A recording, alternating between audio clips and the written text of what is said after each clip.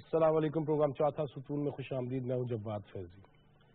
ناظرین، کسی بھی معاشرے کے اندر انصاف سستا فوری اشد ضروری ہے. تبھی معاشرے پنپتے ہیں، تبھی آگے بڑھتے ہیں کہ انصاف کم از کم فوری مل جائے، ورنہ تو صحت، ورنہ تعلیم اور دیگر ایسی چیزیں جو بیسک انسانی حقوق میں آتی ہیں ان کا ملنا بھی لازم ہے.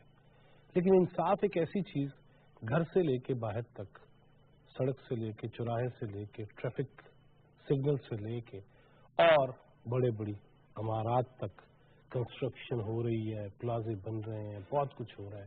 لیکن کیا وہ آئینی قانونی طور پہ بن رہے ہیں یا نہیں، اس حوالے سے شکایات بھی ہیں اور چھوٹے چھوٹے مسائل بھی ہیں. کھیتوں کے وٹ سے لے کے اور ماتھے کے بل اور وٹ تک بہت ساری چیزیں ہیں جس پہ ہم عدالت کا رخ کرتے ہیں. لیکن ابھی ہم دیکھ رہے ہیں میڈیا ہو، اس کے معاملات ہوں، ورکرز کی تنخواہ ہو، واجبات کی ادائیگی ہو، اس میں بھی ہم عدالت میں نظر آتے ہیں. پھر سیاسی معاملات ہوں، عدالت میں نظر آتے ہیں. اور بہت سارے ایسے لیڈرز جنہوں نے اس معاشرے میں تو اور اوے کی بنیاد رکھی، وہ بھی عدالت میں جاتے ہوئے اور آتے ہوئے نظر آتے ہیں. لیکن میڈیا کیسے دکھاتا ہے؟ ہمیشہ کہتا ہوں کہ سراج الحق صاحب بھی جاتے ہیں تو ہم 007 کی طرح دکھا رہے ہوتے ہیں، وہ آ گئے، وہ چلے گئے. لیکن کہاں تک ہم بہتر اچھی رپورٹنگ کرتے ہیں، اور پھر عدالتی معاملات اور حساس معاملات کے حوالے سے ہم کس حد تک تجزیے پیش کر سکتے ہیں، تبصرے کر سکتے ہیں. اور اگر جناب عالی مرتبہ chief justice of Pakistan remarks دیتے ہیں تو ہم ان ریمارکس سے کیا کیا چیزیں نکالتے ہیں اور اس کی شہ سرخیاں بنتی ہیں، اس پہ پروگرامز ہوتے ہیں. آج بھی اسی پہ پروگرام کریں گے کہ چیف جسٹس آف پاکستان نے کل بھی آج بھی کوئٹہ کے اندر خطاب کیا، اور ان کا یہ کہنا تھا کہ حضرت علی کرم اللہ وجہ رضی اللہ تعالیٰ عنہ، ان کا حوالہ دے کے کہ کفر پر مبنی معاشرے تو قائم رہ سکتے ہیں لیکن نا انصافی پر مبنی معاشرے قائم نہیں رہ سکتے. اور بھی بہت سارے حوالے دیے. انہوں نے اپنے ججز حضرات کو بھی یہ کہا کہ کام کیجیے، اللہ نے آپ کو مسند منصفی پہ بٹھایا ہے، خاص رحم اور کرم ہے، لیکن ڈیلیور کرنا ہوگا. کس طرح ڈیلیور ہوگا؟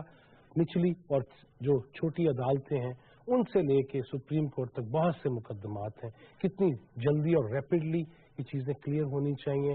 اور پھر ہم خود اس نظام کے تحت کہ تفتیش کا نظام ہے، یا ہمارے سینئر وکلاء بھی، اور چھوٹی عدالتوں میں، ماتحت عدالتوں میں بھی وکلاء کون کون سے جواز پیش کر کے نہ جانے کتنی کتنی دیر مقدمات وہ التوا کا شکار بھی رہتے ہیں، سماعت ہوتی ہے، پھر اگلی ڈیٹ پڑ جاتی ہے.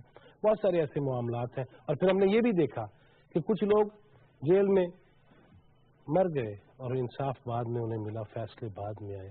ابھی حال ہی میں ایک فیصلہ آیا جس میں 18-20 سال بعد ایک خاتون رہا ہوتی ہے. وہ رو رو کے جس طرح میڈیا پہ احوال بیان کر رہی تھی، اس پہ بھی سوال اٹھتے ہیں کہ کیوں ایسا ہوتا ہے، وجہ کیا ہے. اسی پہ بات کریں گے. اور آج ہم نے اسٹوڈیوز میں سپریم کورٹ میں اپنے فرائض انجام دینے والے سینئر جرنلسٹ کو مدعو کیا ہے. سینئر تجزیہ کار صحافی زرینہ رفیق کار جناب عبدالقیوم صدیقی، بہت شکریہ صدیقی صاحب آپ کے آنے کا. ایکسپریس ٹریبیون سے تعلق پہلے بھی چوتھا ستون میں دیکھ رہے ہیں اور مختلف چینلز پہ بھی آپ دیکھتے ہیں، اور AQS میں تو ضرور دیکھتے ہیں. حسنات ملک، بہت شکریہ آپ کے بھی آنے کا. دنیا نیوز سے تعلق ہے، ایک جاندار رپورٹنگ، لیکن کتنی جان ڈال سکتے ہیں اگر عدالتی معاملات ہوں گے، لیکن ان سے بھی بات کریں گے. عمران وسیم، بہت شکریہ آپ کے آنے کا. صدیقی صاحب، چیف صاحب نے کل بھی آج بھی خطاب کیا اور انہوں نے کہا کہ قانونی اصلاحات کا بلوچستان سے آغاز کر رہے ہیں اور فوری اور سستا انصاف اس کی فراہمی پہ انہوں نے زور دیا. یہ کیسے ممکن ہوگا؟ فوری سستا انصاف اور اصلاحات کتنی جلدی نظر آ سکیں گی؟ دیکھیں جواد فیض صاحب، بہت شکریہ آپ کا کہ آپ مدعو کرتے رہتے ہیں اپنے پروگرام میں. آپ کے آنے کا شکریہ. پہلی بات تو یہ ہے کہ فوری انصاف ظاہر ہے کہ آئین کا آرٹیکل 37D جو ہے وہ ہمارا کہتا ہے کہ ہر آدمی کا بنیادی حق ہے کہ وہ اس کو سستا اور فوری انصاف مہیا ہو. اب فوری انصاف فراہم کرنے کے حوالے سے ہمارے پاس عدالتی نظام ہے. اب دیکھنا یہ ہے کہ یہ کیا صرف انصاف فراہم کرنا عدلیہ ہی کی ذمہ داری ہے، یا جو اسٹیٹ ہے اس کے باقی ستون جو ہیں ان کی بھی یہ ذمہ داری ہے. کیونکہ انصاف فراہم کرنے کا جو سارا عمل ہے وہ ایگزیکٹو کا کام بھی ہے کہ وہ عام آدمی کو انصاف فراہم کرے، تاکہ وہ اگر اس کو معاملہ حکومتی سطح پہ ہی اس کو انصاف مل جاتا تو شاید عدالتوں میں لوگ مقدمات کے لیے نہ جائیں، یا اس کے اوپر عدالتوں میں مقدمات کا دباؤ جو ہے وہ کم ہو جائے۔ بالخصوص انصاف کی فراہمی یا عدل کی فراہمی کے حوالے سے ہمارے ریاست کا جو دوسرا ستون ہے عدلیہ، تو عدلیہ کا اپنا ایک میکنزم ہے۔ اب اس میں بھی آ جاتا ہے مثلا اگر کسی شخص کے ساتھ کوئی زیادتی ہوئی ہے، وہ فرسٹ انفارمیشن رپورٹ داخل کرے گا، ایف آئی آر کٹوائے گا، پہلے تو پولیس کے پاس جائے گا، پولیس جو ہے وہ اس کے ساتھ کیا کرتی ہے سلوک، یہ کسی کو بتانے کی ضرورت نہیں ہے کہ لوگ تھانہ جاتے ہوئے ڈرتے ہیں، لیکن لامحالہ چلان پیش ہو گیا، پہلے تو پرچہ درج ہوا یا نہیں ہوا، پرچہ درج ہوا، پرچہ درج کرنے کے لیے سیشنز میں گئے، وہاں سے آرڈر لیا، پھر پرچہ درج ہوا، مطلب یہ بہت ساری چیزیں ہیں۔ پھر جب پرچہ درج ہو، چالان داخل ہو، تو پھر وہ عدالتی عمل شروع ہوتا ہے، وہ نچلی عدالت میں مقدمہ جاتا ہے، وکیلوں کی بحث ہوتی ہے، ٹرائل ہوتا ہے، ایویڈنس آتی ہے، تو یہ ایک کام جو ہے وہ وہاں سے چلتا ہے، اور پھر ہم یہ سنتے ہیں کہ 99 سال پرانا مقدمہ جا کے سپریم کورٹ میں پھر اس کا فیصلہ ہوا، یا 100ویں سالگرہ جو ہے وہ ہم نے یہ بھی دیکھا کہ وہاں پہ ہوئی۔ تو یہ جو ڈیلے کے پروسیسز ہیں، مثلا بعض اوقات مقدمات ہم دیکھتے ہیں کہ سپریم کورٹ تک پہنچے، سول سوٹ تھا، وہ ہوتا اوپر آیا تو کورٹ نے پھر ایک مرتبہ ریمانڈ کر دیا، اب وہ پھر 10 سال یا 15 سال لگا کے آیا، وہ یہاں تک سپریم کورٹ تک پہنچا، وہاں پہ آ کے پتہ لگا کہ فلاں چیز نہیں ہوئی، تو لہذا مقدمہ دوبارہ ریمانڈ، پھر وہ 0 میٹر سے شروع ہوگا، پھر وہ 0 میٹر سے جو ہے وہ شروع ہو جاتا۔ تو اوور آل دیکھا جائے تو اس میں بہت سارے فیکٹرز ہیں، اس میں بعض اوقات جو وکلا ہیں ان کی وکلا حضرات کی کوئی نہ کوئی ہڑتال چل رہی ہوتی ہے، وکیل عدالت میں پیش نہیں ہوتا، اس کے پاس زیادہ مقدمات ہیں۔ ہڑتال اتنی زیادہ ہونا کسی ویسے باقی ممالک میں ہوتا ہے؟ میرا نہیں خیال ہے کہ کہیں اور ہو، کیونکہ دیکھیں اس طرح اتنی بڑی تعداد میں ہو، پروفیشنلی اس کا فرض ہے کہ اس کے موکل کا مقدمہ ہے وہ تیار ہو کے جائے اور اس کے مقدمے کے لیے جو ہے وہ پوری کوشش کرے۔ بالکل، یہ اس نے جب وکالت نامہ داخل کرتا ہے تو یہ ساری چیزیں اس کے اوپر ہوتی ہیں۔ اب یہ واقعتاً ایک مسئلہ ہے جس کو دیکھنے کی ضرورت ہے۔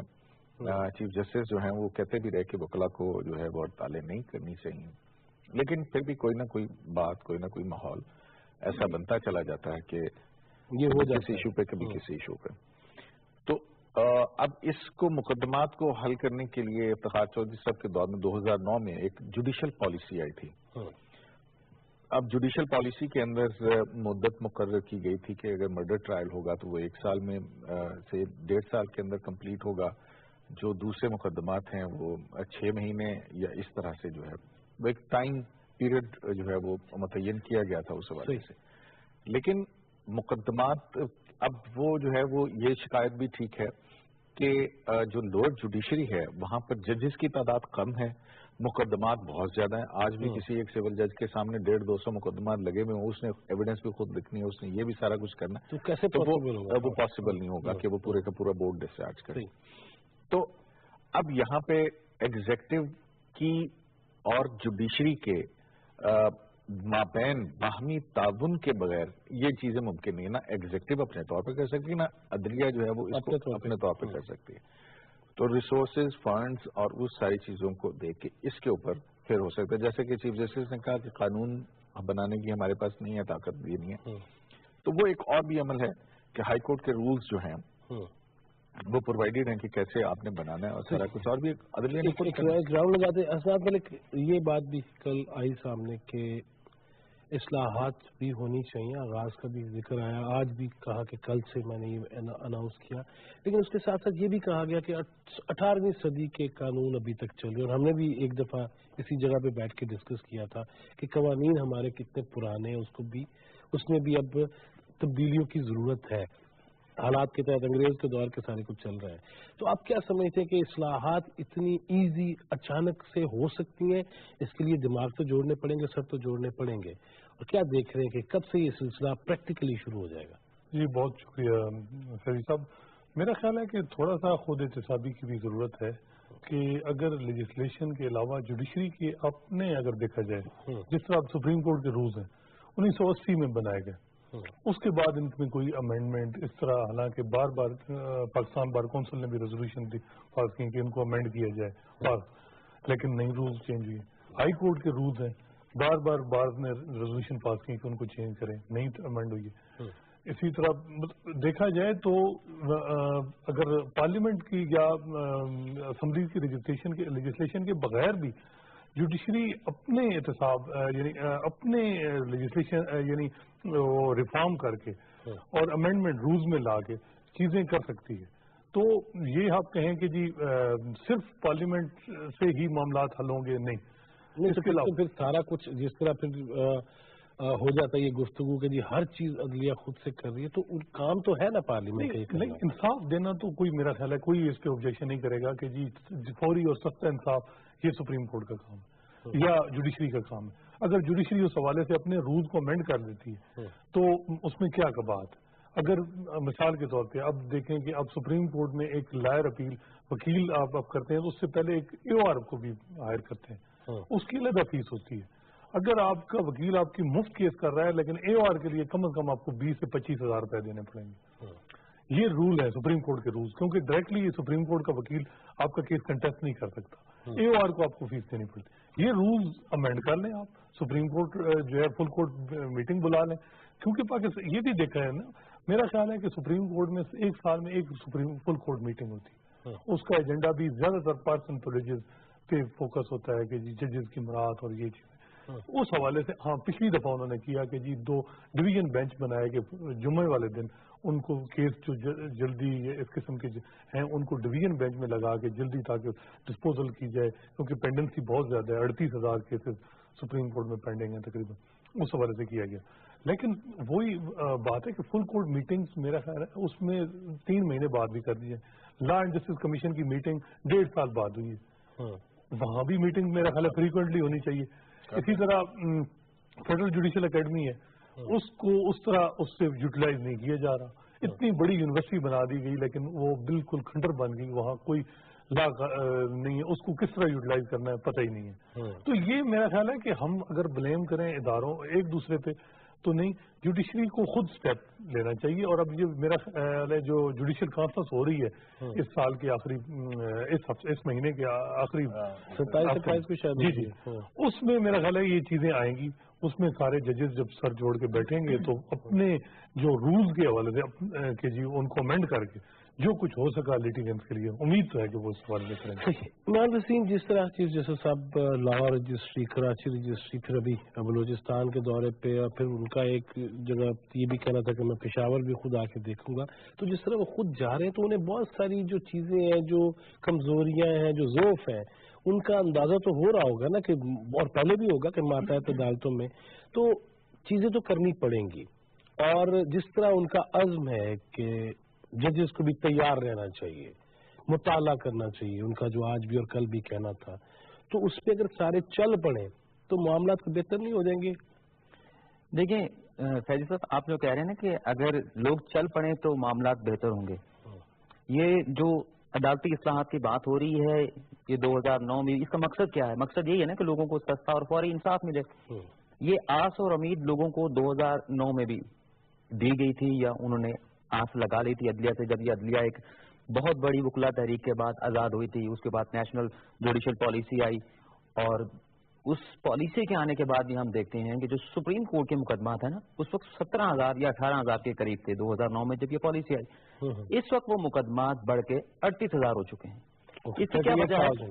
اس کی کیا وجہ ہے کہ وہ دگنے ہو گئے ہیں نیشنل جوڈیشل پالیسی بنانے کے بعد۔ اس وقت بھی انٹرنیشنل کانفرنسز سپریم کورٹ میں ہوتی رہیں ان جوڈیشل ایشوز کے حوالے سے، لیکن ہم یہ دیکھ رہے ہیں کہ جو مقدمات کا جو ایک بیک لاگ ہے وہ بڑھتا جا رہا ہے۔ اب اس میں آپ نے اگر جوڈیشل ریفارم لے کے آنی ہے تو یہ کوئی آسان کام نہیں ہے، اور یہ ایک لانگ ٹرم کام ہے۔ اس کے لیے آپ کو مختلف پالیسیاں بنانی ہوں گی۔ مقصد اگر آپ دیکھیں کہ اگر آپ پائیدار جوڈیشل اصلاحات نہیں لا سکتے تو آپ کے یہ سارے دعوے دھرے کے دھرے رہ جائیں گے۔ اس کے لیے آپ کو جہاں ججز کی جو رویے ہیں ٹوٹل جو ججز میں پوری جوڈیشری کی بات کر رہا ہوں ان میں تبدیلی لانے کی بھی ضرورت ہے. وہ تو انہوں نے کہا آج بھی کہا اس کے ساتھ ساتھ جو جوڈیشل اسٹاف ہے اس میں بھی تبدیلی لانے کی ضرورت ہے. لیکن ان سب سے بڑھ کے جو عدلیہ کا ایک لازمی حصہ ہے وکلا, ان کے رویوں میں تبدیلی لانا تو اشد ہی ضروری ہے, جسے آپ کہہ سکتے ہیں ناگزیر ہے. اب دیکھیں کوئی چیک اینڈ بیلنس نہیں ہے کسی وکیل کے اوپر کہ وہ ایک وقت میں کتنے مقدمات مختلف سائلین کے مختلف عدالتوں میں لڑ رہا ہے. اگر ایک وکیل کے پاس کوئی 50 سے 60 مقدمات ہوں گے تو ظاہری بات ہے کہ ایک دن میں بھی 4 سے 5 مقدمات مختلف شہروں میں یا مختلف عدالتوں میں لگے ہوں گے. ایک وکیل پھر ایک ہی دن میں مختلف عدالتوں میں کیسے پیش ہوگا؟ اس سے ظاہری بات ہے جو انصاف کا جو نظام ہے وہ مفلوج ہوگا یا متاثر ہوگا, اور اس سے افیکٹ کون ہوگا؟ سائلین ہوں گے. تو میرے خیال سے جو کام شروع کیا گیا ہے وہ اسی طرح سے شروع کیا جائے کہ ایک کوئی پائیدار جو ہے وہ بنیاد ضرور رکھ دی جائے, اور پھر باقی آنے والے جو چیف جسٹس صاحبان ہیں جیسے ثاقب نثار کے بعد جن کے ابھی 9 ماہ رہتے ہیں ریٹائرڈ ہونے میں, وہ بھی اس مشن کو لے کے چلیں تو پھر ہو سکتا ہے کہ جو جوڈیشل ریفارم کا جو ایجنڈا یا جو عزم چیف جسٹس آف پاکستان نے جس کا اظہار کیا ہے وہ شاید پایا تکمیل تک پہنچ. کیوں صدیقی صاحب, یہ مجھے عمران کی بات یہ لگی کہ واقعی جو ہم پہلے بات کر رہے تھے کہ جس طرح آپ نے کہا کہ ایک سول جج وہ اگر 150 مقدمات ہے تو وہ کس طرح کریں گے, تو اسی طرح عمران کا جو اشارہ ہے کہ وکلاء کے حوالے سے کہ 60 کیسز ہیں مختلف شہروں میں, تو وہ 2 ہی لڑے گا, ایک ہی لڑ سکتا ہے, ایک میں پیش ہوگا, باقی کے 58 رہ گئے نا اپنے کیسوں. تو بالکل یہی بات کر رہے تھے نا کہ اب ایک ججز کے پاس مقدمات کی تعداد زیادہ ہے. دوسرا, اچھا اب مقدمات کیوں بڑھ رہے ہیں, اس کو دیکھنے کے ایک یہ بھی طریقہ ہو سکتا ہے کہ لوگوں کا جو جوڈیشل سسٹم ہے اس کے اوپر شاید اعتماد بڑھا ہے لائرز موومنٹ کے بعد کہ لوگوں بڑی تعداد میں مقدمات آنے شروع ہوئے, اور اس کے بعد شاید جوڈیشل پالیسی جو ہے اس کی وجہ سے جو نیچے مقدمات پہلے پڑے ہوئے تھے وہ ان کا جب وہ نکلے ہیں وہاں سے پھر اس کے خلاف اپیلیں ہائی کورٹس میں اور سپریم کورٹ کے اندر آنی شروع ہوئی. ہائی کورٹ کے ججز کی تعداد مکمل ہوئی تو وہاں کے فیصلوں کے خلاف اپیلیں سپریم کورٹ میں آنی شروع ہوئی, تو اس کی وجہ سے جو ہے وہ بھی ایک یہ بھی وجہ ہو سکتی ہے. اب جو جہاں تک یہ بات ہے میرا خیال ہے کہ یہ ہونا تو یہ چاہیے, آلدو کہ پتہ نہیں یہ کتنی قابل عمل تجویز ہے کہ اگر جس ہائی کورٹ کی جورسڈکشن کے جو وکلا ہیں وہ دوسرے ہائی کورٹ کی جورسڈکشن میں جا کے مقدمہ نہ لڑ سکیں, مطلب ہائی کورٹ اگر پشاور کے وکلا پشاور میں رہیں اور لاہور والے لاہور میں رہیں, کراچی والے کراچی میں, پشاور پختونخوا والے یہ ادھر رہیں, تو یہ نہیں ہوگا کہ جی آج میرا مقدمہ ایک کراچی لگا ہوا ہے دوسرا کہتا ہے کہ ادھر لگا ہوا ہے, تو وہیں کا وکیل جو ہے وہی انگیج کریں آپ وہاں پہ ہر اس میں ہر شہر میں موجود ہے. لیکن اب دیکھیں نا ہمارا آئین کہتا ہے کہ آپ کو اپنی مرضی کا فیصلہ کرنے کی اجازت ہوگی. جس طرح 2 کمرے کے لا کالجز بن گئے ہوئے ہیں تو وکیل تو روز آ رہے ہیں. ہاں بہت مطلب وہ ہے جو پریکٹس تو ظاہر ہے وہ خود بخود جو اچھے ہوتے ہیں وہ فلٹر آؤٹ ہو کے آپ اوپر آ جاتے ہیں, لیکن جو ہے بہرحال یہ ایک بہت بڑا معاملہ تو ہے, پراپر کچہری نہیں ہے. اب یہ آپ دیکھ لیں کہ اسلام آباد کی جو ایف ایڈ کے اندر کچہری ہے اس کی وجہ سے کتنا نیوسنس کریٹ ہوتا ہے ارد گرد کی مارکیٹس میں. اب تو وکلا نے کامیابی کی وجہ سے فٹ بال گراؤنڈ کے اوپر بھی جو ہے وہاں پہ چیمبرز وغیرہ بنا لیے اور وہ ایک ایشو الگ بن گیا تھا. اب یہ جوڈیشل کمپلیکس کا جو معاملہ ہے یہ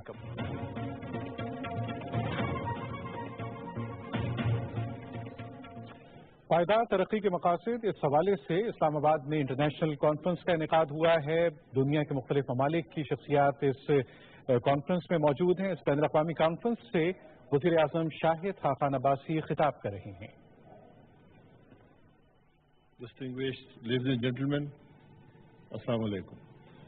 It's a privilege to be here, and I would like to thank all the participants, especially the international participants who took time out to be with us over the last few days.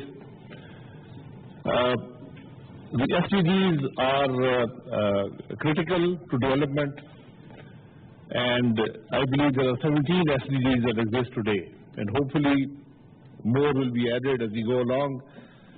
But while we think globally, we have to act locally to implement the SDGs. Let me first of all welcome you all to Pakistan, and I hope you have a very productive and informative stay here. I always tell all our international visitors that there are two Pakistans. One exists on CNN, the other is the reality. So, welcome to the reality.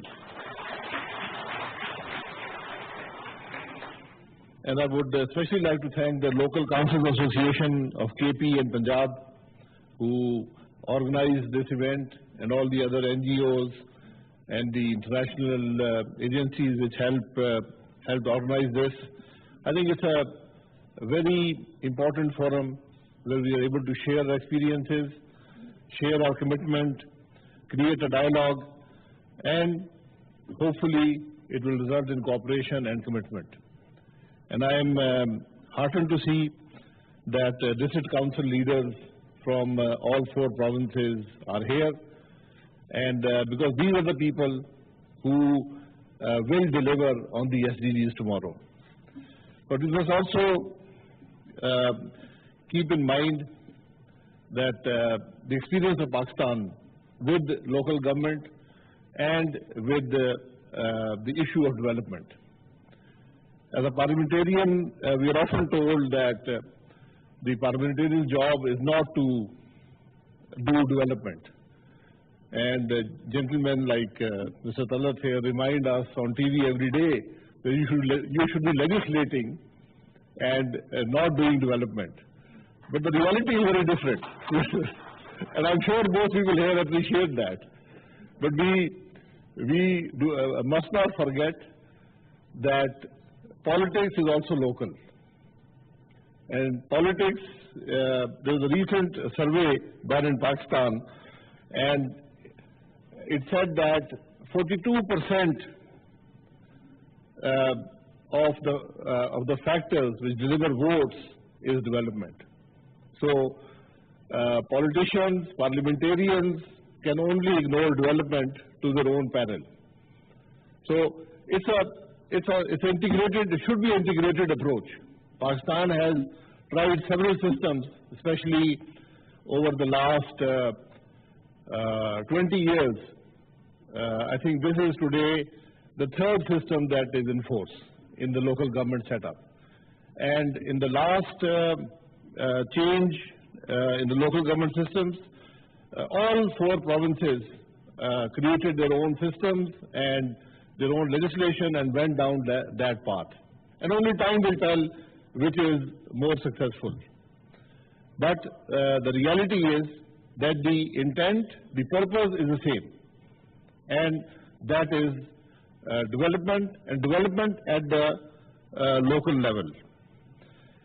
There have been great successes also. The results will come with time. But my own experience has been that while we have created some pockets of excellence, we have also had great neglect also in other areas. And it's mostly been a very personalized system. If the person elected had the competence and the integrity and the will and the commitment to deliver, that particular area prospered. If that was missing, then there was great neglect also. So it created a very lopsided situation. And you can see this in all the provinces. Then there was a conflict between the parliamentarians, both at the national and the provincial level, and local body system. It's a natural conflict. And we cannot just wish it away. The local body system has traditionally been the nursery for politicians in Pakistan. And it is the desire of every politician at the local level to get as many resources for his area. It not only results in development for the area, it is also results in political development for himself or herself.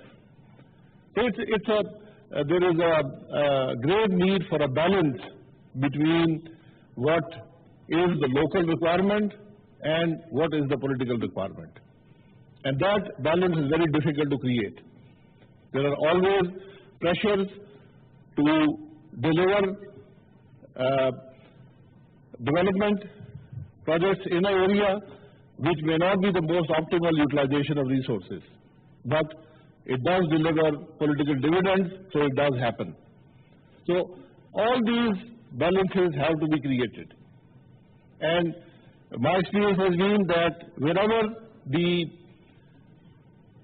MNAs, the parliament members, the MPAs, the provincial assembly members, and the local government is able to work together, you will see high levels of development. Where they are in conflict, you will see great problems. And I think that is something that needs resolution. Even after 30 years, I'm still unable to find a solution to that, because there are great pressures from people within the local body system to deliver resources to projects which, in our opinion, may not be optimal.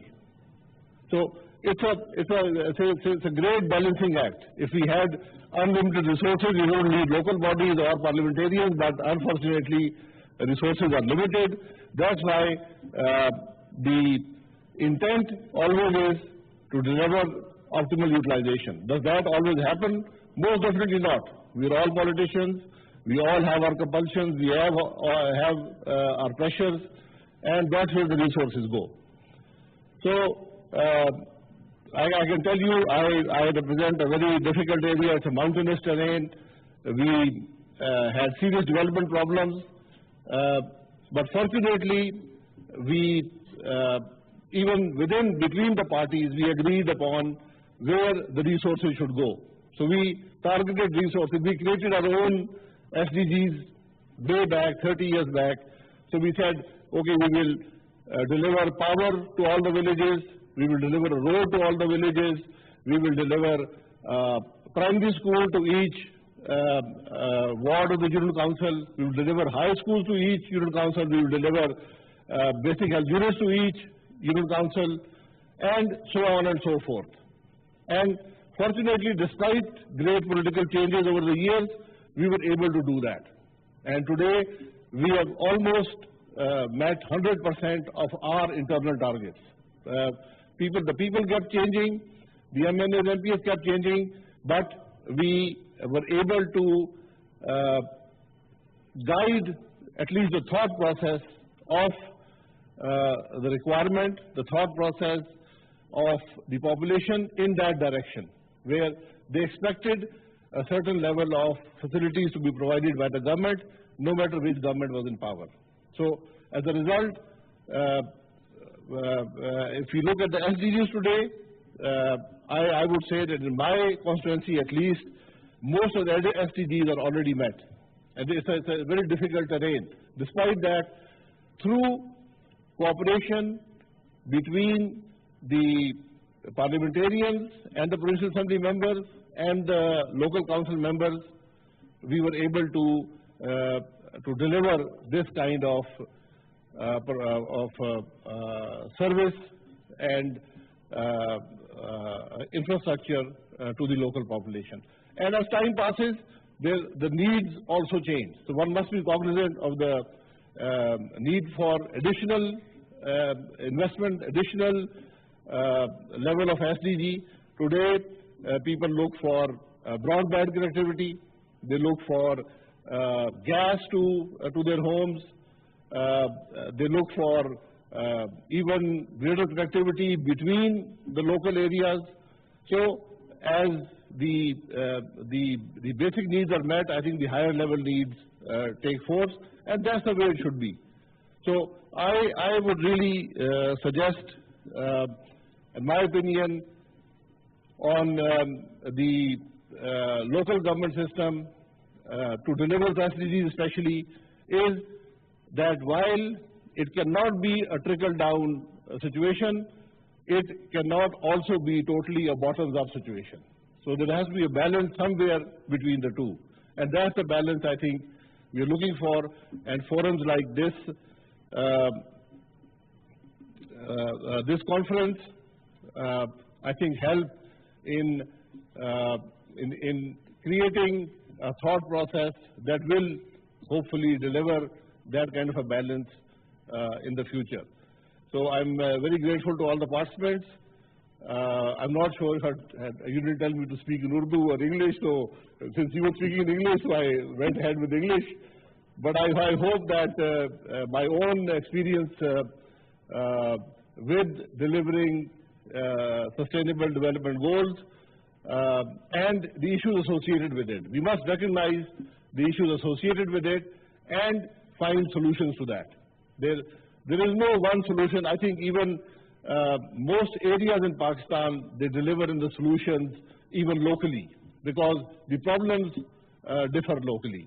So, but if the intent is to deliver development to the people, to raise the standards of living, to make the society more sustainable, to make development more sustainable, because the world is shrinking very rapidly.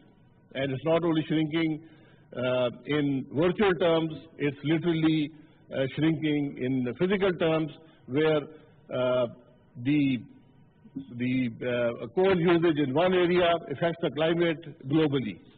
So all those things today come together, where it creates great responsibilities for all of us to think in global terms and to deliver sustainable development. So let me again thank all of you and thank the participants, especially the international participants. I hope you take back experiences that would be relevant to your own situation, and I hope you leave us with shared experiences that we can benefit from. Thank you very much. पायदार तरक्याती अहदाफ के उसूल में बल्दियाती इदारों का किरदार, इस हवाले से इस्लामाबाद में मुनक़िदा इंटरनेशनल कॉन्फ्रेंस से वज़ीर आज़म शाहिद खाकान अब्बासी खिताब कर रहे थे। उनका कहना था कि मुल्कों की तरक्की में बल्दियाती इदारों का कलीदी किरदार है। पाकिस्तान के चारों सूबों में बल्दियाती इदारों के ज़वाबित मौजूद हैं और हुकूमत की मुकम्मल सपोर्ट इन इदारों को हासिल है। ये थी इस वक्त की फौरी और अहम खबर। की तादाद में सैकड़ों तो शायद आपके भी नहीं है, उसके लिए कुछ तरबियत कुछ खुद इदारों को करनी चाहिए। चीफ साहब को उसके लिए कोई ऑर्डर दे देना चाहिए कि इसकी कोई अदालती रिपोर्टिंग के हवाले से कोई मामलात करने चाहिए, या बस असी आप ही पहुंच जाए तो सीख के बस कर लेंगे कुछ? नहीं, मेरा ख्याल है कि ऑर्डर की कोई जरूरत नहीं है, क्योंकि ऑर्डर जो है वो फिर अगर सीखना है तो हमारे आते जाते जो वहाँ तो मैं इसलिए कहा है ना, फिर अगर हर जगह सीखने का देखा जाए तो वहाँ मतलब है। अगर कहें कि जुडिशरी में सारे सीखे हुए हैं, वो भी नहीं है। अगर यहाँ देखें मीडिया में भी हम भी सारे सीखने वाले नहीं है, हम भी सीख रहे हैं सारा कुछ। इसी तरह पार्लियामेंट में भी कई जो है वो हैं जो सारा कुछ सीख रहे हैं। तो हम ये नहीं कह सकते कि सारे। दूसरी बात ये है कि सही साहब आप कह रहे, जब पॉलिटिकल केसेस आएंगे और पॉलिटिकल जब लिटिगेशन होगी तो उस पर जब पूरी पॉलिटिक्स का स्टेक उस पर होगा तो डिबेट तो होगी। और मेरा ख्याल है कि आप इंटरनेशनल जो मीडिया की कोर्ट रिपोर्टिंग देखिए तो जो हाई प्रोफाइल केसेस होते हैं बाकायदा उनको उसी तरीके से किया जाता है। ये कोई पाकिस्तान में अजूबा नहीं है कि आप कह रहे हैं कि जी बहुत ज्यादा हम करते हैं इसको। और दूसरा हाँ ये है कि आपने फैक्ट्स सही नरेट करने हैं, बिल्कुल मुहिमजोई का हिस्सा नहीं बनना। ये है कि आप किसी पार्टी के बन के कलाकार बन के कि जी उनको सपोर्ट करने के लिए और ट्विस्ट ने अपने उनका वो नहीं करना चाहिए। हमें हकीकत जो है वो सामने लानी चाहिए। बाकी जो बात है कि जी इस हवाले से रिपोर्टिंग तो बिल्कुल करनी चाहिए। तो जिया भी अब देखा जाए तो अब जिस तरह के बहुत सारे अमेरिका में अभी जो यानी सुप्रीम कोर्ट में 2-3 केस चले तो उस पर बाकायदा जो है एडिटोरियल लिखे गए और भी चीजें होती हैं। तो और उस हवाले से अब तो मेरा ख्याल है जजेस साहबान भी इस हवाले से वो जो फिर कमेंट है उस पर कोई उनको ऑब्जेक्शन नहीं है। लेकिन जो इस किस्म की तनकीद जिसमें जजेस की जात को तनकीद का निशाना बनाया जाता है, बात तेजी निकाले, तो वो गलत है, वो नहीं होना चाहिए। उससे हमें इंसाफ करना चाहिए। मीडिया के मामला भी सुप्रीम कोर्ट में है और 30 अप्रैल तक की वाजबात की अदायगी की डेडलाइन भी है। उसके बाद फिर देखा जाएगा कि जो नहीं देगा वो जवाब तो अब नहीं है। मेरा ख्याल है कोई चीफ साहब इस हवाले से तो बड़े सख्त मौक़िफ़ पे हैं कि नहीं, वाजबात तो वर्कर्स के अदा करने होंगे। लेकिन मालकान देखते हैं तो वो भी सुप्रीम कोर्ट, सियासत तो वो भी सुप्रीम कोर्ट, ब्यूरोक्रेसी वो भी सुप्रीम कोर्ट। हर चीज़ हम वहाँ आज खुद हम चलो हम मीडिया वाले आपस में ये मामलात हमें खुद ही नहीं समेट लेने चाहिए। دیکھیں جوان صاحب، جو آپ نے پہلے میڈیا کے حوالے سے بات کی کہ میڈیا کتنا ذمہ دار ہے، میں سمجھتا ہوں کہ کورٹ رپورٹنگ کے حوالے سے تو جتنے بھی رپورٹر ہمارے وہاں پہ رپورٹ کرتے ہیں وہ ماشاءاللہ کچھ کیسز کو دیکھتے ہیں ان کے میرٹ کے اوپر رپورٹ کرتے ہیں، لیکن ہوتا کیا ہے اس کے علاوہ آج کے پروگرام میں بھی جیسے آپ بیٹھے ہیں اینکرز، وہ بھی انتہائی اپنے جو بھی الفاظ استعمال کرتے ہیں اپنے پروگرام میں محتاط ہوتے ہیں، لیکن ہو کیا رہا ہے کہ یہاں پہ جو پروگرام میں مختلف جو گیسٹ آ جاتے ہیں جنہیں کیس کا نہیں پتا ہوتا، کیس کے میرٹ کا نہیں پتا ہوتا یا لا کا بھی نہیں پتا ہوتا، وہ بے لاکھ تبصرے کرتے ہیں جن کا نہ کوئی فر ہوتا ہے نہ پیر ہوتا ہے، اس سے پھر جا کے جو ہے نا معاملات جو ہے نا پھر وہ خراب ہوتے ہیں اور پھر جوڈیشری کو پھر اس پہ ریمارکس دینے پڑتے ہیں۔ اب چیف صاحب نے جو پچھلے دنوں ریمارکس دیے ہیں کہ کیس کے میرٹس کے اوپر مختلف ٹی وی چینلز کے اوپر لوگ بیٹھ کے بات کرتے ہیں، میں یہ کہہ رہا ہوں کہ مجھے چیف صاحب کے الفاظ سے میں یہ کہہ رہا ہوں کہ وہ لوگ خود اپنا قبلہ درست کر لیں، یہ نہ کہ مجھے کوئی آرڈر پاس کرنا پڑے۔ تو جو پروگرام میں لوگ بیٹھتے ہیں، جو اینکرز ہوتے ہیں، انہیں اپنے گیسٹ کو بھی میرے خیال میں یہ بتانا چاہیے کہ آپ نے کوئی بھی بات کرنی ہے وہ حقائق کے اوپر مبنی کرنی ہے، صرف یہ نہیں کہ آپ نے بس ریٹنگ بڑھانے کے چکر میں آپ کو پتا پھر ایک اینکر نے پچھلے دنوں وہ قصور واقعے کے اوپر اتنے بڑے بڑے انکشافات کیے تھے تو کیا ہوا، اب 3 ماہ کے لیے ان کا پروگرام جو ہے بند ہو گیا اور ایک پریسیڈنٹ بھی بن گئی، کافی پریسیڈنٹ بھی ایک بن گئی۔ اب اس پریسیڈنٹ کو لے کے باقیوں کے ساتھ بھی یہ سلوک ہو سکتا ہے، تو میڈیا کو خود بھی محتاط ہونے کی ضرورت ہے، اپنی اکاؤنٹیبلٹی خود کرے کہ کیا چیز ہم نے آن ایئر کرنی ہے کیا نہیں کرنی۔ آپ پرنٹ میڈیا کی بات کر رہے تھے، پرنٹ میڈیا میں باقاعدہ ایڈیٹر ہوا کرتے تھے، وہ چیک کیا کرتے تھے کون سی خبر جانی ہے کون سی نہیں جانی۔ یہاں پر پروگرام میں یہ المیہ ہے کہ کوئی چیک اینڈ بیلنس نہیں ہے، جو نکل گیا وہ نکل گیا، معافی مانگنی پڑتی ہے۔ بالکل جیسے ٹائم بہت کم ہے، ایک ہی بات ہے کہ ایرر کا جو ہے نا رپورٹنگ میں ہوتا ہے، ساری دنیا جہان میں ہوتا ہے، اور پھر جہاں پہ سیکنڈز کی بات ہو رہی ہو، کہیں میری ٹائپنگ غلطی ہو گئی، کچھ ہو گیا، وہ کریکٹ ہو جانی چاہیے، لیکن اس پہ یہ جو اب ہوا ہے کہ کھڑا کر کے سامنے اور پھر اس کے بعد پوری ایک کلاس کا ماحول اور پھر اس کے بعد یہ یوں سب کچھ ہلا دینا، میں نے کہا کبھی لاہور اکٹھے ہو رہے ہیں کبھی یہاں اکٹھے ہو رہے ہیں، کیس کے میرٹس کے اوپر اس طرح سے دیکھا جائے، سنا جائے، پڑھا جائے، لکھا جائے، بولا جائے۔ اگر پروگرام میں فیصلے نہیں ہونے چاہیے۔ اب مجھے بتائیں نہال ہاشمی صاحب والا کیس تھا جو جس میں وہ ایک ویڈیو کلپ سوشل میڈیا کا چلا، اس کے اوپر کنٹمپٹ کا نوٹس ہوا، پھر اس کے بعد وہ جب عدالت میں چلایا گیا وہ الفاظ وہاں بولے گئے، چیف جسٹس آف پاکستان جو ہے انہوں نے بھی وہ الفاظ کسی اور طرح سے دہرائے۔ اب میرے لیے پرابلم یہ تھا کہ میں کیا رپورٹ کروں، اور اس کا میں نے کیا حل نکالا تھا آپ کو یاد ہے؟ سارے میڈیا پہ وہی چلا ہے، میں نے اس کو کوشچن مارک کر دیا تھا۔ نہیں دیکھیں کوشچن مارک کر دیا تھا یا نہیں کر دیا تھا، وہ that is entirely different kind of story, لیکن میں تو وہ لفظ جو ہے وہ میں نے تو وہ دیے بھی نہیں۔ یار کوئی آخر میں بہتری کی بات کو ایک جملہ چاہوں گا، پروگرام کا وقت بھی ختم ہونے والا ہے۔ کیا ہمیں آپ نے تجاویز بھی دی، یقیناً سنی جانی چاہیے، لیکن بہتری لوگ جو بیٹھے ہوئے پتہ نہیں کی ہوگا کب فیصلہ ہوگا، ان کو بھی کوئی نویز سنا دے کہ جی ٹھیک ہو رہے ہیں معاملات۔